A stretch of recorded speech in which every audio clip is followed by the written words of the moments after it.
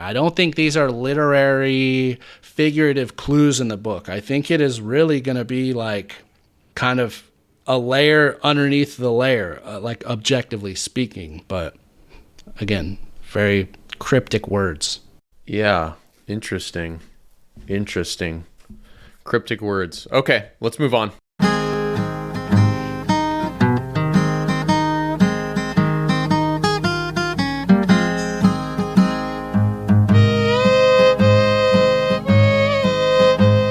Welcome back to the hunt for Posey's treasure. This is episode number 4. Date of recording is May 28th, 2025. When we last spoke to y'all, we explored some of the extra interviews Justin had done shortly after announcing the Beyond the Map's Edge treasure hunt. And we gleaned some pretty shiny nuggets out of there that we polished up a bit. But that said, we didn't get to the entirety of his interview collection. So today, episode 4, will bring to a conclusion, finally, the prologue of this story. And so from here, we will be diving in a lot deeper. I know some of y'all feel like we've just been maybe wading around the shallow end, but we're ready to dive in deep after this one. But that said, before we get into the interviews part 2, I'm going to go ahead and turn to the Cypher Man, the man who said he was going to be traveling to Cypher Pleasure Town, to ask, how was your journey and what have you brought back with us as a souvenir, Cowboy? Wow, thank you for that lively-ish introduction. Yes, ciphers, what a concept. They're complicated, they're frustrating, they're confusing, they have funny names. It's a world that I have never dove into, but dive I did, and I didn't find shit. To be honest, I didn't realize the endless possibilities that ciphers could provide. So I have been in that void that we talk about often, where you have no idea if what you're fucking doing is worthy or not. And the long story short is no, I have not cracked anything. Got it. But I can tell you what I have tried and a list of the ciphers that do not work, if that helps people. Yes, great. You want me to just dive right into that? I mean, yeah, you made a promise to our listeners, and as okay, we've you're discussed, putting a lot of pressure on these promises. So, all right, yeah. Okay, so I have a list of the ones that I've tried that I've put a strike through the word. The first one is the aracrostic cipher. The aracrostic cipher it essentially takes like a certain letter from each line or stanza. So like it could be the first, second or first letter from each day. Like that's the idea. Like takes like got you. Uh-huh. Yeah. So and that like mumbo jumbo could not figure out anything from that. But the problem is that you can also try the second letters or the third letters from each. And I tried a few of those and I just wasn't getting it. So I kind of gave up on that. And then similarly, there's the telestic cipher. And also just for the record here, if there's like some cipher freaks out there that are like super into ciphers, we don't need our inbox filling up with you correcting me on pronunciations or if I didn't do it right or anything like that. Listen, I'm an amateur cipherist entering Cypher Pleasure Town, as Tron said. So let's just like hold the fan mail back, the hate mail for a little bit as I barbarically run through what I tried. So, yes, then there's the telestic cipher, which is like essentially the opposite of the acrostic cipher, where you take the last letter from each line or stanza. Again, mumbo jumbo, finger painting, didn't understand any of it. And then I tried something which I think is probably popular that gets applied with like either syllables or like the different cadences, or like if you were to... Oh, there's a lot of different ways you can use this next one, which is called the fixed word position cipher, which essentially takes like the nth word, n being like a number that you define in like some certain thing of a specific line or stanza. It's more systematic. It can extract like consistent words as opposed to just like letters more so. It's like word based. The problem is that nth in that definition could be fucking anything. So yeah, I tried a couple of the easy ones, but like I didn't have any luck with that. Then there's like, there's like a first noun cipher where you take the first noun of each stanza or line, which didn't necessarily lead to anything I found to be helpful. There's also the longest word cipher. So from each stanza, see, and this is where it gets complicated. All of this is based off, because I started with the stanzas, right? It's like you're probably taking one. Well, it might not be stanzas, it might be a different way. It could be just the lines. It could be each. I don't know. It gets so complicated. So those are kind of, I'm assuming these are basic ciphers. Like I'm running through the list of basic ciphers, but we did talk about on the last podcast that Justin had said he didn't spend very much time writing this poem. It was only several hours it took him. So, I mean, unless he had some like software algorithm that was able to spit this out for him and use some special cipher he had developed, it only took a couple hours. I tend to think it'd be more of a simple cipher if there is a cipher being used. Well, there is an existing one. I see what you're saying. Yes. I'm sorry. Like a known cipher that is like in the cipheristic community. So, yeah. All right. Well, I mean, first off, I'm going to applaud you for your deep research. I didn't know about any of that, so I've learned quite a bit. Secondly, that's interesting. Interesting approaches. I hadn't thought of that in terms of ways to translate, but it would have been pretty wild if you just kind of checked that off right away and were like, oh my gosh. But that said, as we've talked about, every thread of yarn we pull that leads to nothing, it's still helpful because, as we've said, we can rule that out. Well, so let me just finish though, because there's one other thing that I think is probably like the most likely, but it's also kind of like a more complicated one because of the variations, and that's called a pattern cipher. And a pattern cipher is like you use a pattern like the third word of line 1, second word of line 2, first of line 3, or whatever. Like you build like an algorithm essentially to take different positions of words from the different stanzas, but like that you can imagine the complication that comes with like, yeah, okay, like you could take the last word from the first one and the second to last. So you try all those, then you take the first. It gets, I don't know, you almost need a starting point for that cipher because it's probably not as simple as your mind is imagining. You know what I mean? So that's one that was the last one I was kind of like playing with and trying to find, but obviously I didn't crack the code. And I think that's maybe at odds with what he said about the ciphers, which is like there is a basic cipher, but it's very approachable are his words. We'll dive into a little bit more of that in these interviews we're discussing today. So I agree. I think probably rule that out unless we can find somewhere else where there's a pattern he's established that can then be applied to that cipher. But I guess, I don't know if your cipher journey is still ongoing, if you're still have a hotel room at Cipher Pleasure Town. Yeah, I think it's still explorational path. I'm gonna keep playing with it for sure. It is kind of like it's a rabbit hole in like every definition of it, but I'm gonna keep going with it. I look forward to that, and maybe I can help you. But that said, more stuff to explore as one door closes, several others open, as we found has been a consistent theme. But with that, I think it's now time to move on to the final 2 interviews. For the context, if you're just joining us and confused, we've explored really all aspects of kind of the publicly available information related to this hunt. And by publicly available, it's really the information that's come from the man himself who has hidden it. That is Justin Posey.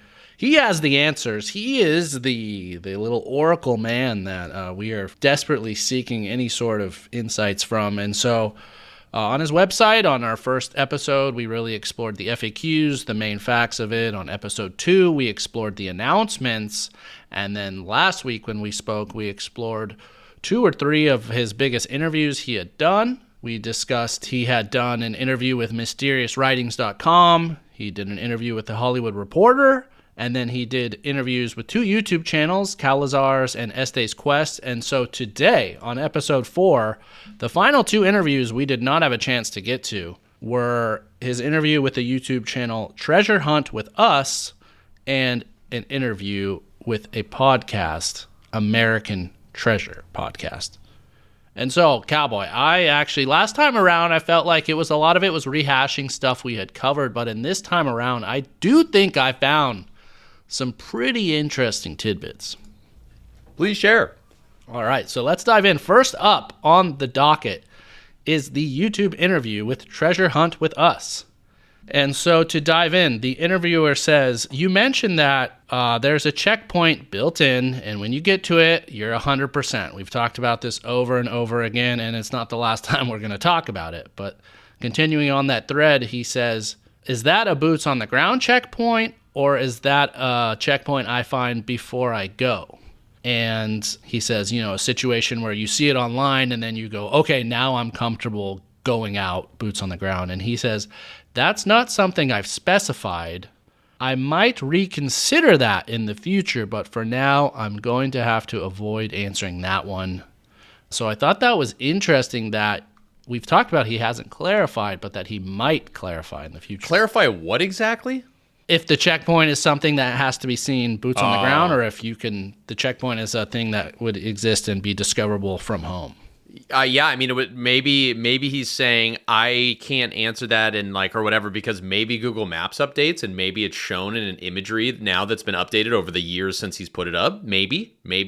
I don't know, but he'll touch on this a little bit later about his intentions and if he will be adding information.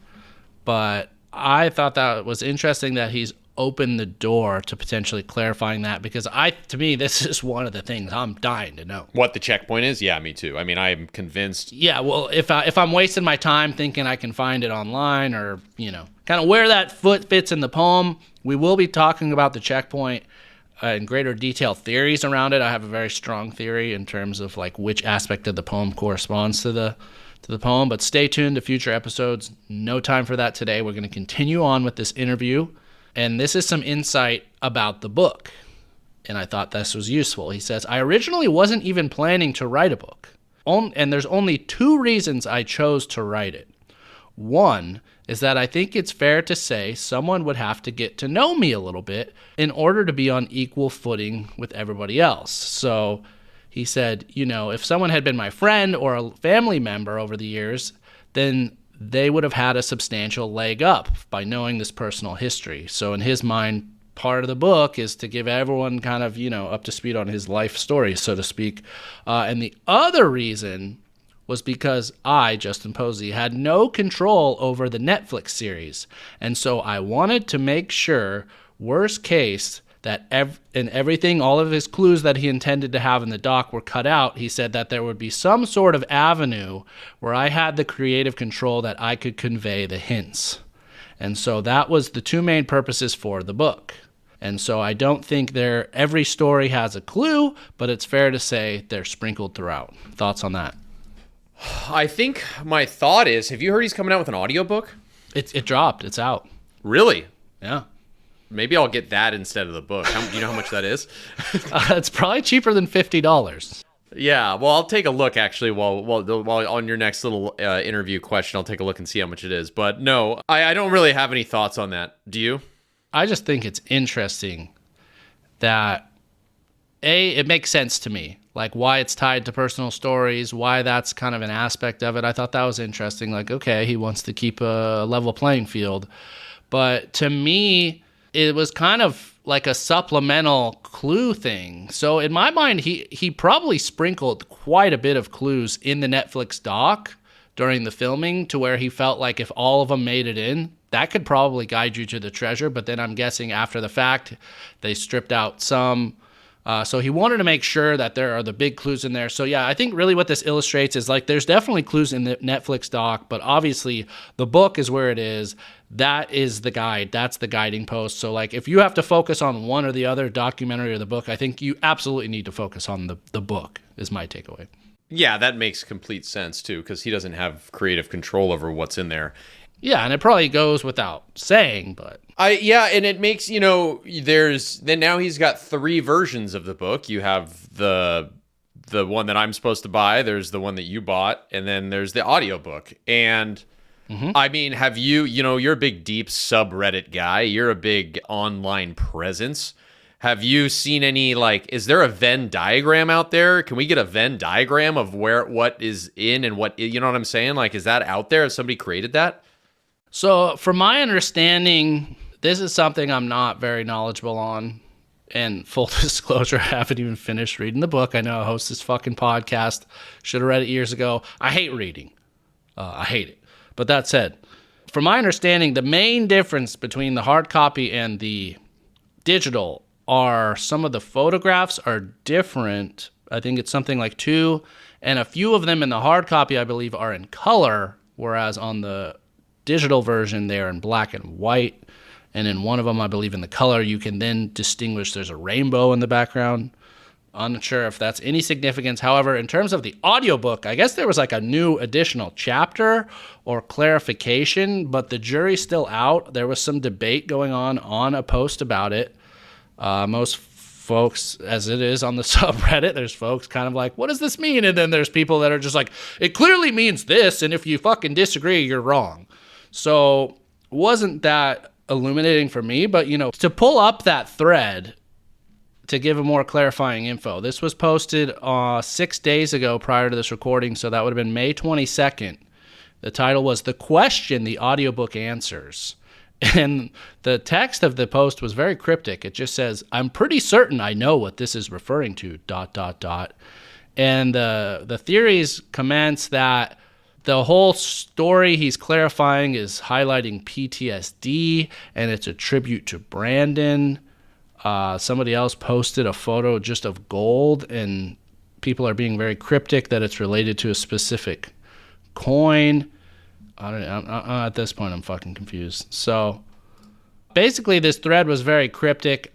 I don't have any concrete answers in terms of the additional information this audiobook brings forward. But you listeners, if you have insights, if you've listened to the audiobook and can help educate us a bit, we would be glad to issue a clarification on the following episode.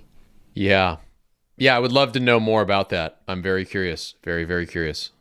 But that said, doesn't see anything earth-shattering or, go out and do it, which I imagine would be the case. He's not going to just do one version that's going to be like the one to unlock this treasure. They all kind of have, it seems like, little unique, subtle differences. But to continue on with this interview, this also I thought was interesting. He wrote the majority of the book within a few-week time frame, where he was just, quote-unquote, I kind of banged out a lot of the stories, and the book was going to get a little unwieldy, and it already feels like it's a little big. So, as we've talked about, time frame, I think, is interesting. The planning, the cipher, the book, these are all done in relatively short spans of time, which lines up with what he's said about things aren't super technical, or they are approachable, or the poem itself, which says truth isn't found in tangled, twisted finds. So kind of all points to like, maybe we're overcomplicating a lot of this. I don't know.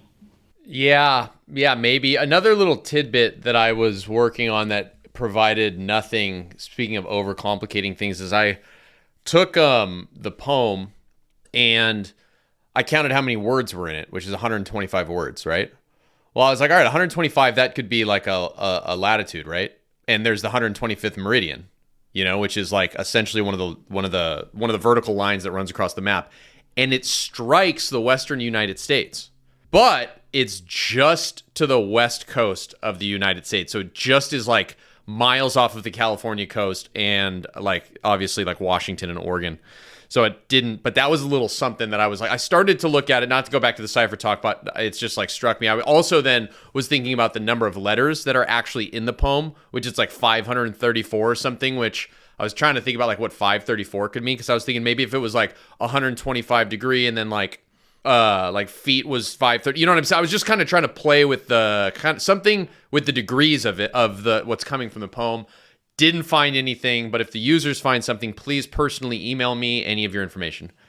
I love that, and I love that you're diving into this stuff, and that's because that's why the beauty of this co-hosting, co-treasure hunting situation is you're much more, you have that technical kind of more mathematical side. I don't even know what the fuck a meridian is, so like that's really cool that you do, and you were looking into that stuff. And you're starting to get your feet wet here and explore a bit. So I love that. Even if it yielded nothing, now I know there's 125 words in that poem. That's interesting. Went down a similar rabbit hole as you saw when I was texting you about I've been obsessed with this fucking poem in the cipher, and I really think it's related to syllables or something in terms of like the cadence of how the words are spoken. And so I did quite a deep dive which was sparked by a very interesting Reddit thread. I know we tease a lot of stuff we're going to dive into, but this is definitely something for a later discussion. We're going to dive into the cipher, some theories, I think, in one of our upcoming episodes, but that's where I've explored. You're exploring words and such. Maybe we're getting too complicated. Maybe we're not. But we just you gotta go where you feel a pull. Well, another poem like tidbit that I had that I don't think leads anywhere is that, and we've talked about this, the poem on the website, the first letter of each paragraph is much larger than all the other letters. So like can, as, in, double, truth. The CAIDT, they're just larger. It like pops out if you look at it. It's like, that's interesting. Why are they so much larger? I mean, yeah, because they're the first letter of it, but it's a little bit much. So I took those, the CAIDT, and it's like, what word could you make with that, And the only word that is in the English dictionary is dicta, not Mike Dicka, but dicta, D-I-C-T-A, which I had never heard of that word. But dicta refers to statements or opinions made by a judge in a case that are not necessary to the decision, meaning they are not binding precedent. These statements are often considered persuasive authority, but do not create binding legal rules. I have no idea how that applies to any of this, but yeah, again, maybe another rabbit hole searched. I don't know. I've explored those letters as well. I didn't think from I didn't even go as deep as you. I was just like, oh, maybe if I go from the bottom up or the top down, is it anything or any other words I can also combine with those? Couldn't yield anything. But moving on back to the interview, another interesting, maybe pulling too deep, but they talk about, they asked him, do you have a favorite story from the book? And he mentions the postal pilgrimage, which is a chapter I have read. It's about, he was young. His dad basically told him, it was his dad or his grandpa told him to go to the mailbox and get the mail. And then there were like 2 rattlesnakes and it became this whole thing. And so they talk about that on this interview. And he says, I've had a lifelong fear of snakes ever since that incident. And I've had a few other snake incidents after that as well. And as somebody who's hunting or focused on hunting in Arizona, this gave me a little pause. Like, if he's really, really scared of snakes, rattlesnakes, does that maybe cool us off Arizona? Any thoughts on that? No, maybe. But like, there's snakes in every state in the United States. There's snakes everywhere. Yeah, there's rattlesnakes in Arizona, which are not good ones to step on, but I mean... Yeah, there's copperheads and... Ooh, copper. Oh, no. Diamondbacks, all that, yeah. Yeah, wait, what was the metal that his dog smelled? Bronze. Was it copper or was it bronze? Bronze. Okay, never mind. A copperhead, bronze head. Okay. No, I don't know. I don't think that is substantive. I just thought that was interesting potentially, but yeah, let's say, because one thing I've learned about Justin in terms of his approach to the Fenn thing is he just analyzed everything Forrest said. And in the doc, he talks about even, building that software that analyzed like his visual facial reactions to things. Obviously, we're not going that far, but if I'm coming across something, I'm going to bring it to you, the Cowboy, and in turn, you all, the listeners, to maybe see if that can go somewhere. But let's move on to this. I thought was interesting. He says, they ask him about, you've promised you're going to post a 30-day countdown once the treasure is found. And he confirms, he says, yes, he's going to, but he says, I think along the way of solving Forrest Fenn's treasure, or attempting to, it was really designed, this 30-day notification, around what do I want to do to prevent some of the frustrations that I felt. And so he thought one of the biggest frustrations was the treasure was found, but Forrest didn't announce it right away. And so people were out spending their time, their blood, sweat, and tears still looking, not even knowing that, hey, this thing ain't even out there anymore. It's already been found. So again, this is just reiterating, which we've talked about other points, like why does he have the checkpoint? Things like that. I think he's continually goes back to this, that he tried to basically take what Forrest did, but also tweak things and fix things that he didn't like. And so this, to me, really illustrates that. And I thought that was interesting because I also wondered, why would he post the 30-day countdown? Yeah, I mean, I think I don't think that has anything to do with helping us find it. I think it's more just like he is trying to make it a better situation for all of us freaks out here looking for it, you know? I think it's just a consideration, empathetic move, you know? Which is nice. Yeah, but I do think if we think about when we look at differences between his hunt and Forrest's hunt, I think it's interesting to always have that kind of lens of like, how would this potentially improve upon what Forrest did? Again, yeah, maybe that doesn't help us with like the approach, but I think it can also, I don't really know where I'm trying to go with this, but I just think it's interesting to me that he's very cognizant of us, the searchers, and like the pitfalls we could be run into and potential red herrings and things like that. And so if we do run into something that seems foolish or like, why would he do that? I think you need to come back to this question of, is that something maybe that would have frustrated him the last time around that he's trying to improve? I don't know if that's even making sense, but it's kind of making sense. I think like a lot of things I don't see the value in it for what we're doing. Yeah. Okay. Well, that said, this one maybe doesn't even give you the value either, but this was a question I've had the whole goddamn time since I watched the documentary. Is he talks about, he trained Tucker to sniff out bronze. Thing was made of bronze. He was in 9 Mile Hole, but he didn't bring the dog there. Why didn't he bring the dog there, Cowboy? Oh, because the dog, you couldn't take it off a trail, right? Or the dog wasn't allowed. Yeah. And so didn't you feel like, just break the fucking rules, put the dog out there, you would have had the treasure, right? 100%. 100%. Yeah, so they ask him about this in the interview, which I thought was a great question. They say, do you have any regret not breaking the rules and bringing Tucker to 9 Mile Hole? And his answer I thought was insanely interesting. And again, maybe it doesn't help us with the hunt, but I'm bringing it in here. And it made total sense. And he said, my worst fear was doing something that would get me banned from Yellowstone, where I couldn't search anymore. And so I had to be pretty conspicuous. And he said for a dog to be crossing the river right there, it was a very popular spot for tourists and a stop along that stretch of road. So he just didn't want to risk it, because if he got banned from Yellowstone, never would have had a chance. So I thought that was actually really interesting, and should be a lesson to all of us. If you're out there searching, respect the places you're at. Don't violate the rules. Don't do anything illegal. Justin's talked about this, and I think if you're even found to be having done that, you could potentially be invalidated, your claim to that treasure. So yeah, that's fair. Yeah, okay, that is a good answer by him, and yeah, I guess respect his conviction, Yeah. So, and then last week we stumbled across our kind of I'll take credit for it, half-baked, I don't even know if you call it half-baked, quarter-baked, one-third baked, about the Tucker statue, and that's the receptacle for the treasure, Cowboy. Yeah, we talked a lot about it. Yeah, well, maybe we should have read this interview first, because they literally say, the number of people who think that's where your treasure is at, it's like a stuffed piggy bank. So apparently there's like tons of people that have come to these podcasts with the same theory. And the host says that thing's got to be at least 100 pounds before you add any treasure. And so Justin said, I haven't weighed it, but my guess is probably 70 to 80 pounds. But it is hollow. It's not solid bronze, so it is very hollow. That's all he says. So, A, there's other people with the theory out there, but B, he doesn't rule it out. Rule out specifically that it's the bronze statue of his dog, Tucker?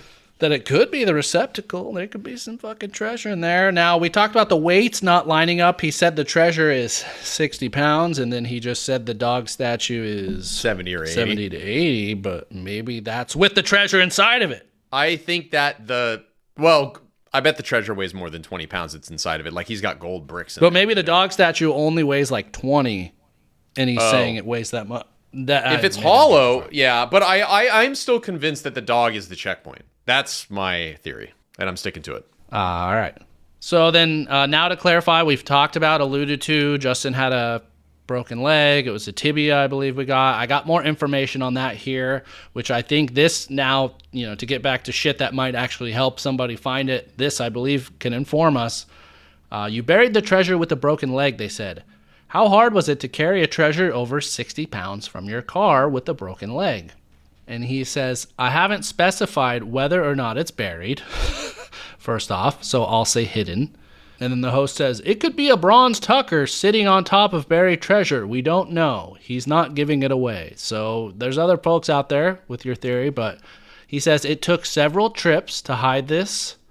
and I'm trying to recall the count. It took at least 4 trips from my car. And so I just thought that's interesting to consider when you think about locations. If you're going up a crazy steep rocky hill, dude had a broken leg, was hauling treasure. If he took 4 trips, that averages, 15 pounds a trip? So keep that in mind. Yeah.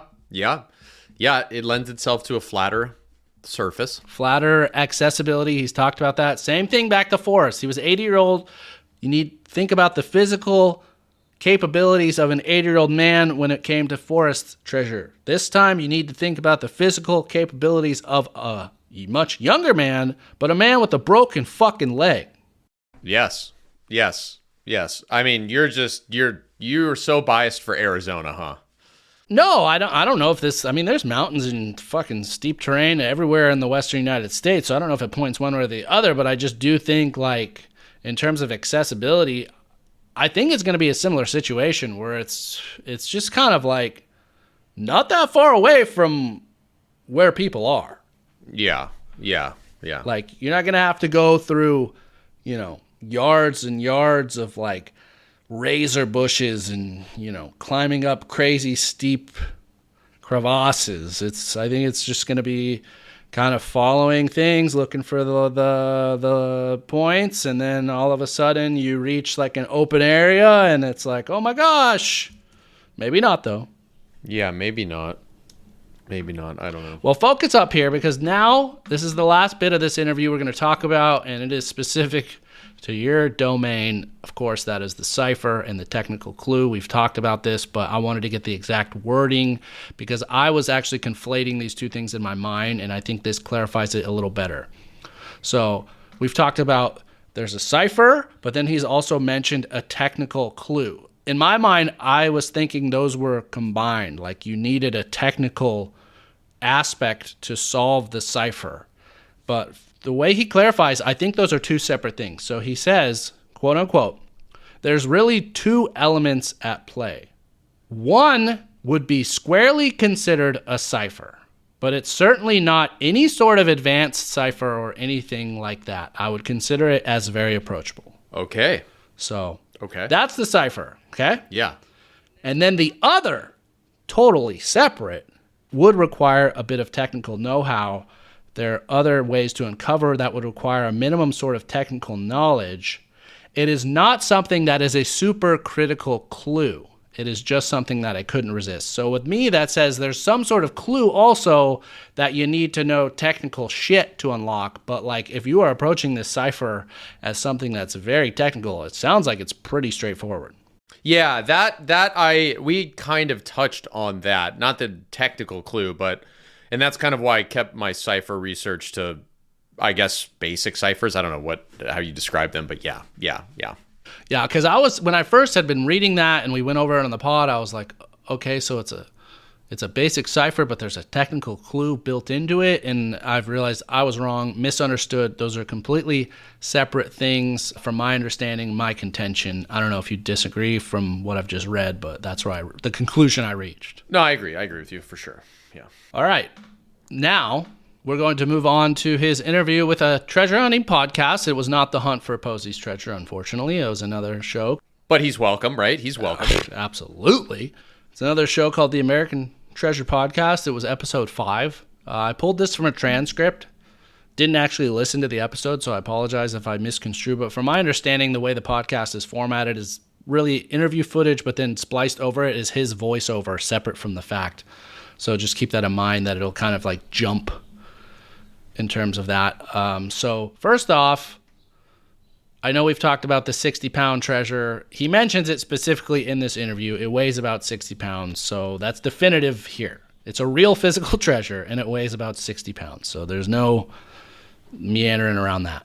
This was interesting, especially maybe to you as a documentary filmmaker. The filming and editing of Gold and Greed took the better part of 5 years. So this part's interesting, okay? Daddy parsed out a little bit of information for y'all that's studying the film that might be helpful.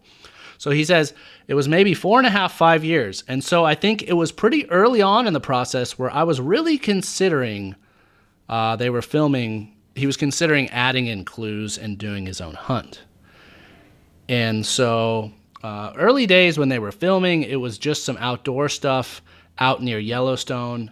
And I wasn't doing it at that point, it being hiding clues purposely in his interview, while he was being interviewed.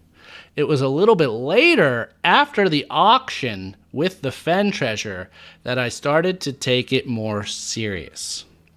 So in my mind, if you're looking for clues in the Netflix doc, and you go and look at all the footage he was shot in, if there's a way to distinguish what was the early footage and what was the later footage, obviously, if you're looking at the early footage, you're not looking in the right place, because as he said, he didn't really start to plan to put these clues until much later on in the filming. Do you agree? What do you think about that? Yeah, how I think about that is from like a production perspective. And he said this, if they're shooting him in Yellowstone beforehand, like what makes the documentary so good is that it's this like very quirky cast of characters that are looking for this treasure. So they probably were vetting people, and they probably had people that were left on the cutting room floor. So they went out and met a bunch of people. They started shooting with a lot of these people, and that's probably why they took Justin out, or Justin was going out, and they followed him in his search. And then over time, the producers and director of the show realized that he was a good character, central character, someone they could build the storyline around. So then, it would make sense that they started doing what we'd call like verite or scene work, when he's like, when he goes to Heritage Auctions, like that's a set scene. They filmed that. And at that point, they had decided that he was going to be a main character when they're going in for that kind of filming. And it also makes me think that they probably did the master interview when he's in his house very later on. I would imagine that he knew that he was doing the hunt when he did his master interview. So I would agree. Yeah. So I think that's one of the later interviews. I don't know if I have evidence for that, but like, well, it's also the ending, right? It's like you typically rarely are you cutting the ending of the movie, especially in like a chronological thing where the outcome, it's not like a retrospective, right? Like it's kind of happening in real time. And then the ending of it is they pick that up later. I'd bet money on it. So yeah, I would imagine, that they did that. And even in his house, when they shoot him doing the technical stuff, when he like does the electrolysis or whatever the shit he does, those like really bizarre hobbies that he has, that was probably picked up the same day or the next day, but it was at the shoot at his house. They probably didn't take multiple shoot day or multiple trips to his location to shoot. They wrapped all of that in one shooting period, which may have been a day or two or three or something, I would imagine, or maybe more, but I don't know how many days they did the interview. I would imagine one. But yeah, so interesting. Yeah. And then the other thing to do is like, if it was over a 5-year period and they were shooting the exterior B-roll with him in Yellowstone, I think you said, if they were doing that, the camera may look different, because typically what happens over that amount of time, especially with like budgetary changes, they may have shot that before Netflix got on board, and then they developed it and then Netflix bought it. And they may have been shooting that on like an FX9, which is like a pretty stock standard documentary versatile camera.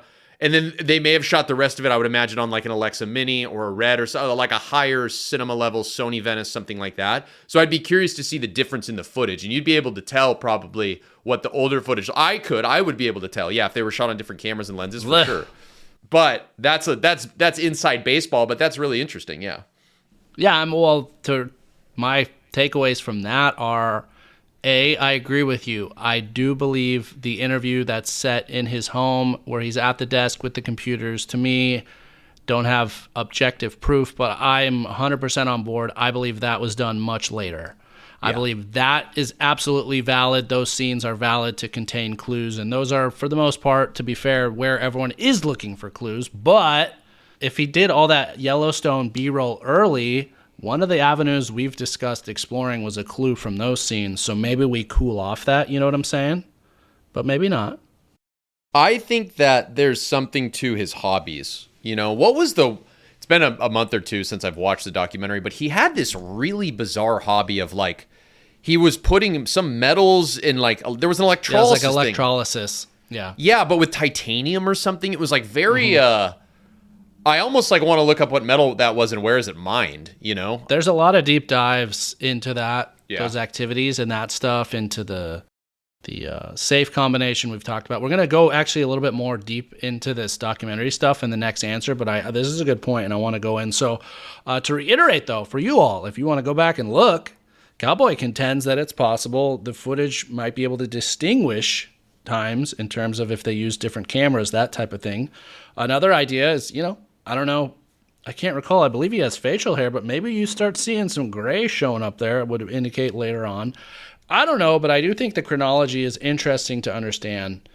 But finally, part of the other reason I think that the interview he did in his home is clearly done later on is like when they first interviewed him about Fenn's treasure, I don't think they were just going to suddenly meander from that to like now recall the story of you and your brother's relationship and how it ultimately ended. Like that was just such a personal avenue they went into Justin's life that I got to imagine there's no way in fucking hell that was something that they unearthed like on the early interviews with him, Yeah, I agree. And I would need to rewatch it, but I believe that the interview, it's not shot in like multiple locations. I'm pretty sure it's like a master interview. He has one like static tripod in-camera interview, It's not, I don't think they did it in multiple locations. There's footage of him There are a few actually.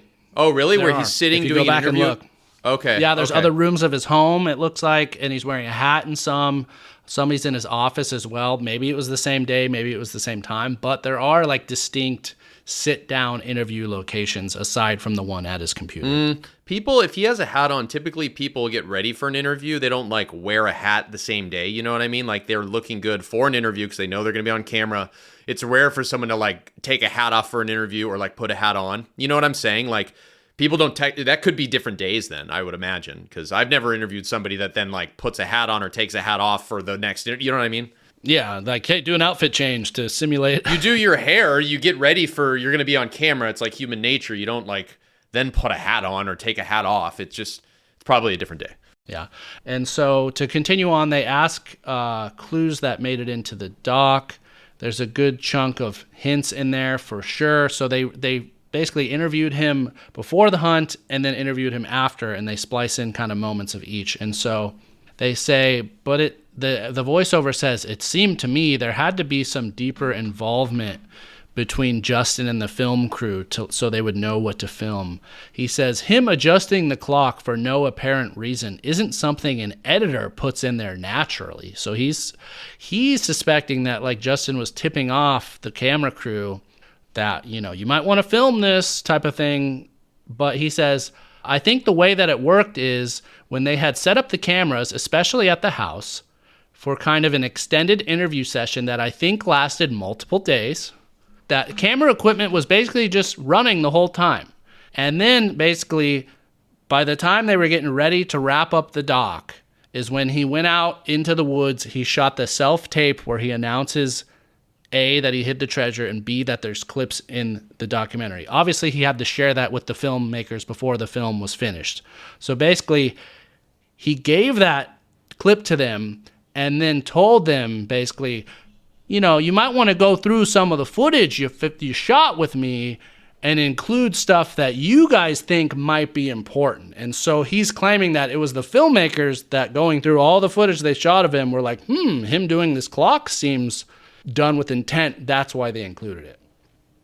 Yeah, I don't agree with the premise that like, an editor wouldn't typically do that, Like I think that editors, I've edited a lot, and I think that like you kind of just try to find some interesting B-roll. I think like something about a guy adjusting his clock is quirky and interesting, especially that clock in that room. I don't subscribe to like, that must, I'm not saying like, you see what I'm getting at? Is like I have a hard time imagining that an editor made that, or that he was convinced to do that because of an outcry. Yeah, you disagree with the host's premise that the filmmakers like had to have been tipped off. I'm with you. Like you're filming a dude doing weird shit around his house. I just think Justin's explanation makes sense. Like I think maybe that wasn't in the original cut. But then when they found out, oh shit, this dude put a bunch of quirky shit while we've been filming him this whole time. Let's go back through all the raw footage we have. Are there any other shots we might want to include where he's trying to communicate something? And they say, well, he fucking randomly was fiddling around with his clock. That seems interesting. Like, A, it's interesting B-roll, and B, they think maybe it's a clue. I think that totally makes sense from a logical perspective. Yeah. So I don't buy that it could be a clue, but I don't know. Yeah. So quite a deep dive into the interview. I just think this is additional context that's helpful for those of y'all out there that are really diving into that doc. But it's time to then move on to the later part of the interview. So before, I should definitely add this context. I apologize to our listeners. It's hugely important to the context of this interview. The contents of this interview with Justin, I believe, was recorded years in advance of him announcing the hunt. So this is kind of this interview is insight into the mind of Justin Beyond the Map's Edge. So you'll understand how that comes into play in some of the later questions, but we've touched on this earlier in this episode about how it differs from Forrest's hunt, how this hunt differs, and he's asked about that specifically. So this was a question that was asked to him before he actually did anything. And he says, I haven't worked out exactly how it's going to be, but my book is not going to be a memoir. It's going to be anecdotal stories about my life. I want to talk about themes that I feel like go beyond me to things that are relevant for our society today. And I don't know how I'm going to incorporate that, but I will say that there will probably be a bit more of a gamification of this book. Certainly more than Forrest, meaning that there may be clues hidden and hints hidden in things in my personal story or experiences that are articulated in the book, but there will probably be several things that have nothing to do with me. The gamification aspect caught my eye. It was an interesting word. That is interesting. Gamification. That like there's maybe more of a, and I think when we talk about the titles with the double letters, like again, I think this speaks to like there's some sort of systematic kind of thing going on in there. I don't think these are literary, figurative clues in the book. I think it is really going to be like kind of a layer underneath the layer, like objectively speaking. But again, very cryptic words. Yeah, interesting.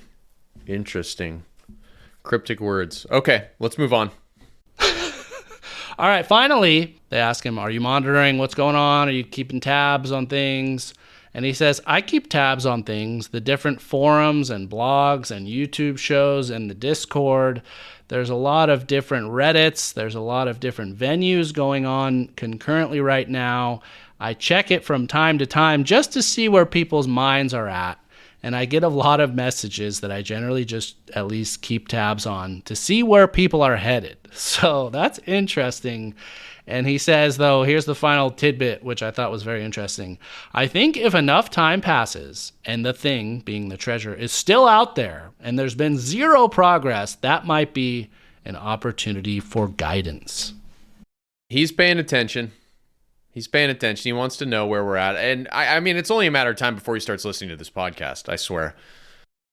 That's firstly where I'm at. Like, if he's keeping tabs and looking at theories and solves and where this thing's headed, we got a bustling community of y'all. So firstly, like, quick break to say thank you for listening to this podcast. Secondly, please like, subscribe, rate us, follow us on YouTube, on multiple podcast platforms. Tell your friends. Let's get it out there. But that said, continuing on, I think it's interesting because he's like talked about he's not going to respond to messages you send him, but it sounds like he's reading them. Yeah. So do you want to DM him? Should we DM him or what?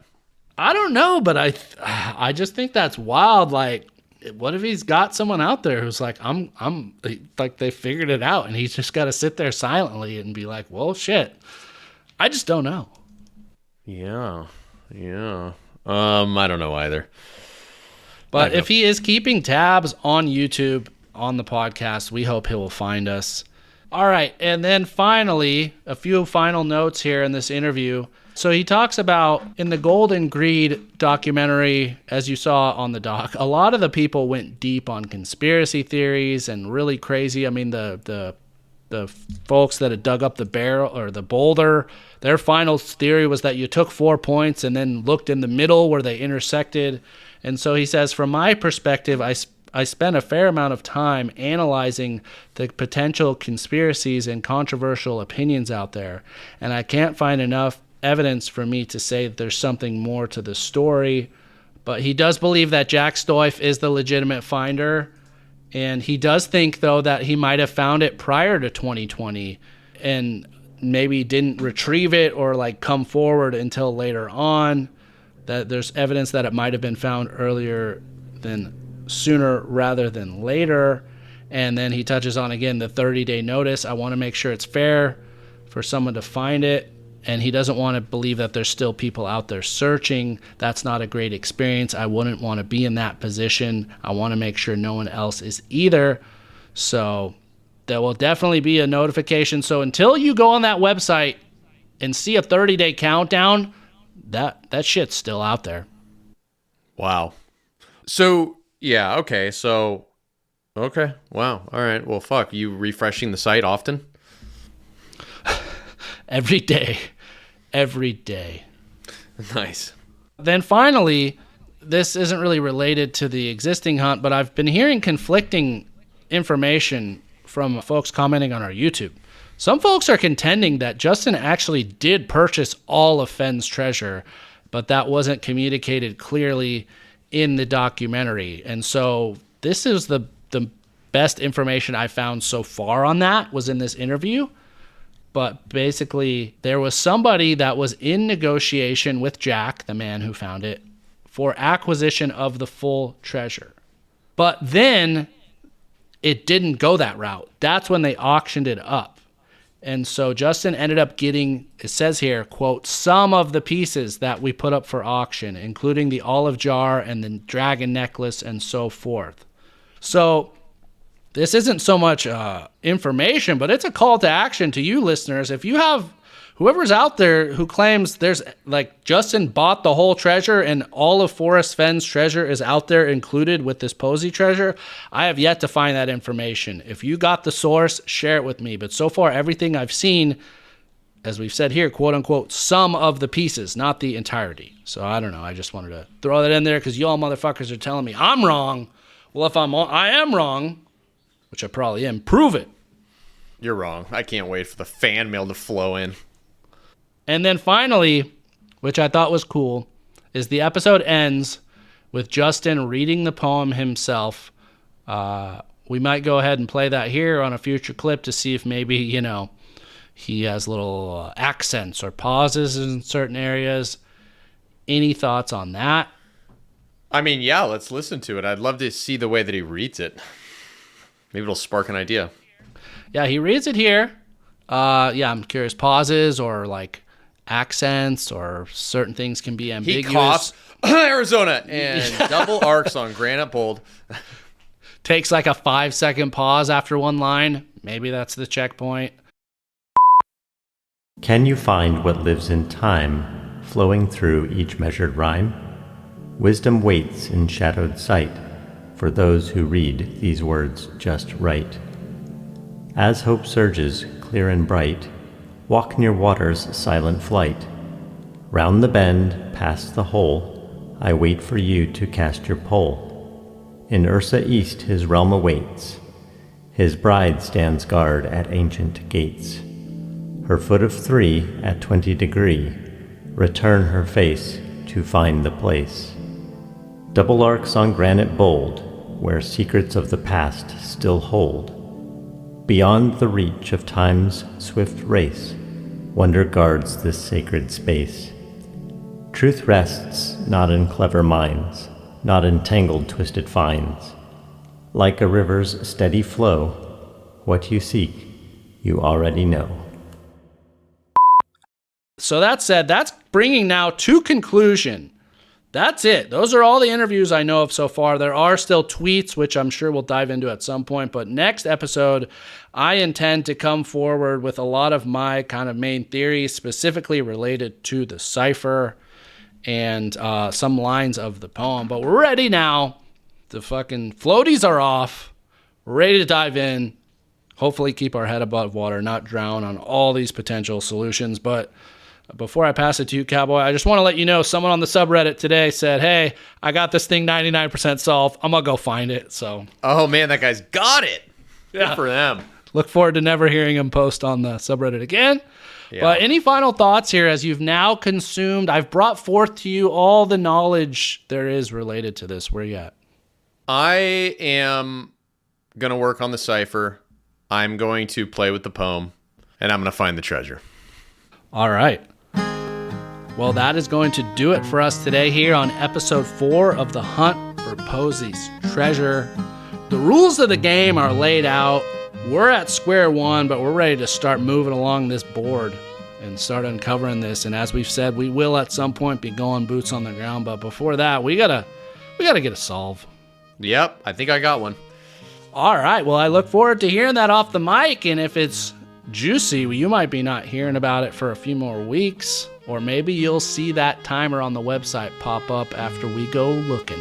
Yeah, I cannot wait to trigger that damn timer. Until next time, y'all, take care. Happy hunting. Stay safe.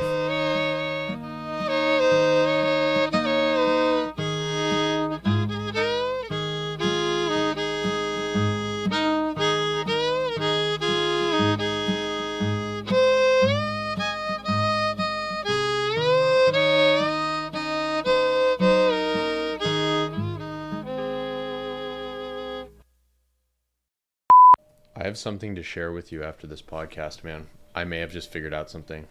Fuck yeah. And it's too good to share on the podcast.